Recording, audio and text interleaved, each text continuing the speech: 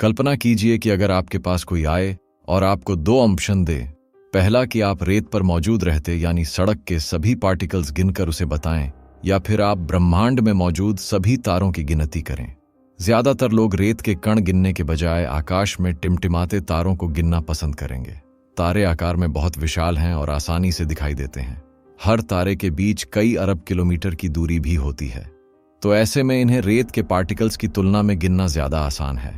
पर अगर मैं कहूं कि आप दोनों ही काम नहीं कर सकते हो और तो और अगर आप रेत के कण गिन भी लो तो तारों को आप कभी नहीं गिन पाओगे। ये जानकर आप शायद हैरान रह जाओगे, पर सच्चाई यही है। पूरे ब्रह्मांड में 200 अरब आकाशगंगाएं हैं और हर आकाशगंगा में करीब 200 अरब तारे हैं। तो ऐसे में पूरे यूनिवर्स में करीब 1 सेक्सट्रिलियन और कहें तो 10 लाख अरब तारे हैं, यानी कि एक के पीछे 24 जीरो लगा दो। इतने तारे हमारे यूनिवर्स में मौजूद हैं, जिन्हें अगर गिना जाए तो हमें इन्हें गिनने में ही 3 लाख खरब साल लग जाएंगे, जो कि ब्रह्मांड की उम्र से भी 1 करोड़ गुना ज्यादा है। इससे आप तारों की अपार संख्या को समझ सकते हो। रेत पर मौजूद सभी कणों के कारणों को मिला दिया जाए तो ये तारे उससे भी 1 लाख गुना ज्यादा संख्या में ब्रह्मांड में मौजूद हैं। यानी 1 लाख बीज जैसे होंगे, पर जो रेत के पार्टिकल्स होंगे उतने ही स्टार्स हमारे अब तक के देखे गए ब्रह्मांड में मौजूद हैं। वहां वे स्टार्स जो हमारा टेलीस्कोप नहीं देख सकता है, वहां कितने तारे होंगे उनकी कल्पना करना भी बहुत मुश्किल है। पर तारों की संख्या ही हर किसी को हैरान कर देती हो तो ऐसा भी नहीं है। तारों से जुड़ी कई ऐसी चीजें भी हैं जिनको लेकर नासा इस दौर में आज भी परेशान रहते हैं। इनके रहस्य आज भी हमारी समझ पर हैं। ब्रह्मांड की उम्र से भी ज्यादा उम्र वाले तारे, सबसे नए तारे और ऐसे तारे जो मर चुके हैं पर फिर भी जीवन की कई संभावनाओं को दर्शाते हैं। इन सब के साथ साथ मैं बात करूंगा तारों के कलर की भी, कि आखिर हम क्यों ब्रह्मांड में कभी भी ग्रीन कलर का तारा नहीं देख पाते हैं। तो इन सभी बातों को जानने के लिए आइए सीट बेल्ट पहन लीजिए और तैयार हो जाइए कॉस्मिक एक्सप्लोरर के साथ एक और ब्रह्मांड की यात्रा पर। ब्रह्मांड में तारों का जन्म विशाल गैस के बादल, जिन्हें नेब्यूला भी कहते हैं, उनसे होता है। ग्रेविटी के कारण पार्टिकल्स जुड़ करके एक विशाल स्टार बनाते हैं। नासा ने जब साल 2000 में इसकी उम्र आंकी तो वो करीब 16 अरब साल निकली, जो कि ब्रह्मांड की उम्र से भी 2 अरब साल ज्यादा थी। किसी भी तरह एक स्टार ब्रह्मांड की उम्र से बड़ा नहीं हो सकता था, इसलिए फिर से इस स्टार की सटीक उम्र हबल टेलीस्कोप की मदद से निकालने की कोशिश की गई। 2013 में नासा ने जब इसकी उम्र को कैलकुलेट की तो वो 14 अरब 50 करोड़ साल मिली, जो कि ब्रह्मांड की उम्र से भी अभी भी 70 करोड़ साल ज्यादा थी। इस स्टार ने सभी को हैरान कर दिया था। आखिर बिग बैंग से पहले भला कोई स्टार कैसे हो सकता था? ब्रह्मांड के जन्म से भी पहले जन्मे इस स्टार को मथुसेलह नाम से भी जाना जाता है। 1450 करोड़ साल की उम्र किसी भी तारे की होना असंभव बात थी, पर साल 2013 में हबल ने इसकी दूरी और ब्राइटनेस और इसके ऑक्सीजन और आयरन रेशियो की कैलकुलेशन की तो नासा ने प्राप्त हुए डेटा से 1450 करोड़ साल की एज को ही सही माना। किसी भी साल की सटीक एज टेलीस्कोप उसकी ब्राइटनेस के पैटर्न के जरिए से निकालता है, पर मथुसेलह स्टार में हमारे सूरज की तरह मेटल बहुत कम है। ये पॉपुलेशन 2 कैटेगरी का स्टार है, जो ब्रह्मांड में सबसे पहले जन्मे और अब तक के जीवित स्टार्स होते हैं। इन स्टार्स को सबजायंट स्टार भी कहा जाता है। ये रेड जायंट स्टार्स से ब्राइटनेस में कम होते हैं और अपने हाइड्रोजन फ्यूल को यूज करने के बाद ये धीरे धीरे डिम हो जाते हैं, इसलिए ये आज भी दिखाई देते हैं। मथुसेलह स्टार भी इसी कैटेगरी का है। वैज्ञानिक मानते हैं कि ये स्टार आज से 12 अरब साल पहले किसी ड्वार्फ गैलेक्सी का हिस्सा होगा, पर मिल्की वे गैलेक्सी के उससे टकराने के कारण अब ये स्टार हमारी गैलेक्सी का हिस्सा है। पर इसकी उम्र, जो कि ब्रह्मांड से भी ज्यादा है, इसे लेकर नासा में आज भी रिसर्च चल रही है। हाल ही में इसके अलग अलग ऑब्जर्वेशन में वैज्ञानिकों ने इसकी उम्र करीब 13 अरब 70 करोड़ साल निकाली है, जो बिग बैंग के लगभग बराबर बनती है। इन सभी बातों से पता चलता है कि मथुसेलह स्टार ब्रह्मांड का सबसे प्राचीन तारा है। ये सूरज से भी 8 अरब साल बड़ा है और शायद सूरज से भी ज्यादा जीवित भी रहेगा, जो कि वास्तव में हैरान कर देता है। पर ब्रह्मांड में सबसे प्राचीन तारे की ही बात हो तो ऐसा नहीं है। वैज्ञानिकों के बीच सबसे यंग स्टार्स को भी खोजने की होड़ मची रहती है।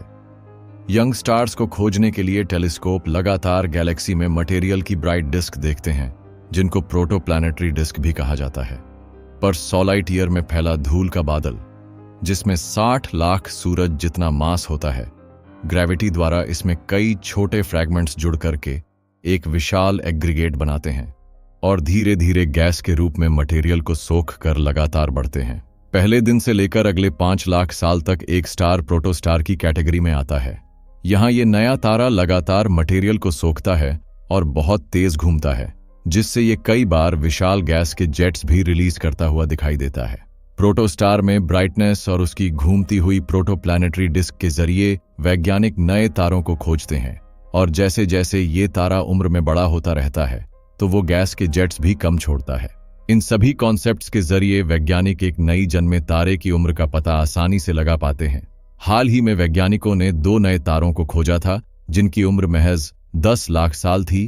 कैनिस मेजोरिस कॉन्स्टेलेशन के पास मौजूद ज़ीड कैनिस मेजोरिस स्टार सिस्टम, जो कि अपने शुरुआती फेज में है, ये पृथ्वी से 2600 से 30 प्रकाश वर्ष दूर है और सूरज से काफी ज्यादा मैसिव है।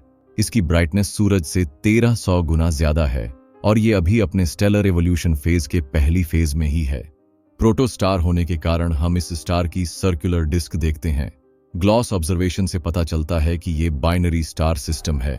यहाँ 2 स्टार हैं जिनकी डिस्क का आकार और ब्राइटनेस सूरज से काफी ज्यादा है। यहाँ मौजूद दोनों तारे लगातार गैस के जेट छोड़ते हैं, जिनसे वैज्ञानिकों ने इन्हें 10 लाख साल से भी कम उम्र का माना है। हमारी गैलेक्सी में हर साल लगभग 3 नए तारे पैदा होते हैं, पर अगर हम ब्रह्मांड की सभी 200 अरब गैलेक्सियों के तारों के जन्म को देखें तो ये संख्या अरबों में होगी।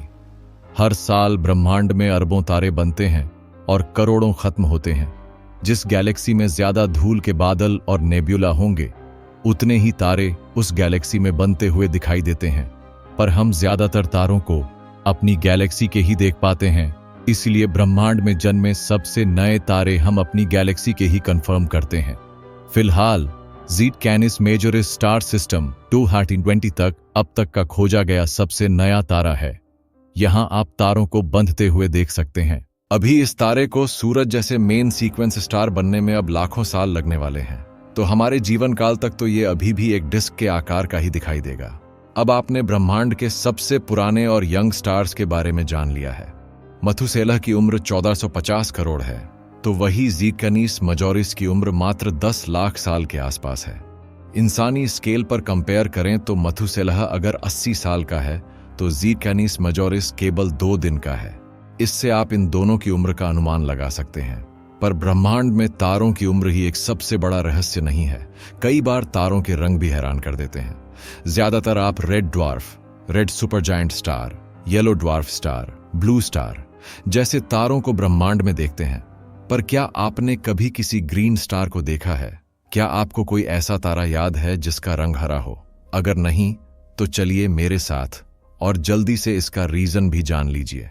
ज्यादातर स्टार्स का रंग उनके टेम्परेचर पर निर्भर करता है।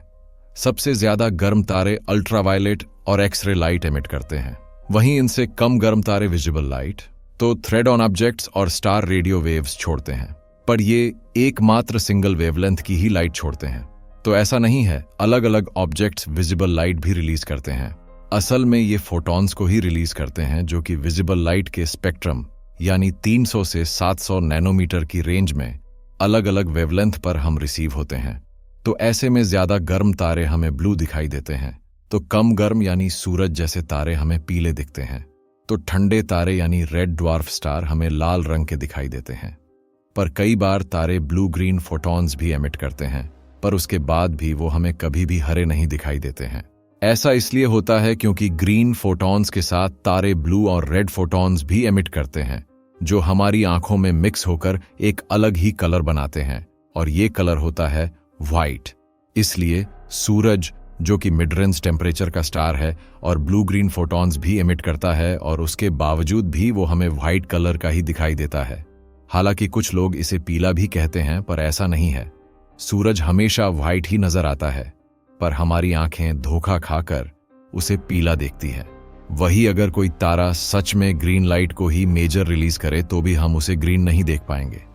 तारे ज्यादातर कई तरह के फोटॉन्स रिलीज करते हैं, तो जो तारा ग्रीन लाइट एमिट भी करेगा तो उसके साथ साथ कुछ हद तक रेड और ब्लू लाइट भी छोड़ेगा, जिसका मतलब यह है कि ये सभी कलर के फोटॉन्स ब्लेंड हो जाएंगे और हमें तारा फिर व्हाइट ही दिखाई देगा। तो हम इसलिए ब्रह्मांड में ग्रीन कलर के तारे नहीं देख सकते। इसमें तारों का कोई लेना देना नहीं है। हमारी आंखें और ब्रेन के प्रोसेस करने के कारण हमें तारे हरे नहीं दिखाई देते हैं। दूसरा, अगर आप ग्रीन पर इस ग्राफ को देख पा रहे हैं, जिसे ब्लैक बॉडी ग्राफ भी कहते हैं, तो आपको इसमें शायद ही कोई ऐसा तारा दिखाई देगा जो कि ग्रीन फोटॉन्स ही छोड़ता हो। तो इस वजह से हम कभी भी ग्रीन स्टार नहीं देख पाते हैं। हम केवल ब्लू, रेड, येलो और व्हाइट कलर के ही तारे इस ब्रह्मांड में दिखाई देते हैं, जो सचमुच हैरान कर देता है। दोस्तों, इस वीडियो में इतना ही। यहाँ मैंने आपको तारों की उम्र और उनके रंगों के बारे में बताया है। यहाँ आपने सबसे प्राचीन तारों और सबसे नए तारों के बारे में जाना है। मुझे उम्मीद है कि आपको मेरा ये वीडियो पसंद आया होगा और आपने बहुत कुछ नया सीखा होगा। तो वीडियो को लाइक कर और कमेंट भी कर, ताकि हम भी आपसे कुछ नई जानकारी प्राप्त कर सकें। इसी के साथ चैनल को सब्सक्राइब कर और बेल आइकन भी प्रेस कर। मैं मिलूंगा अगले हफ्ते एक और मजेदार वीडियो के साथ। तब तक के लिए नमस्कार। जय हिंद। आपका दोस्त कॉस्मिक एक्सप्लोरर।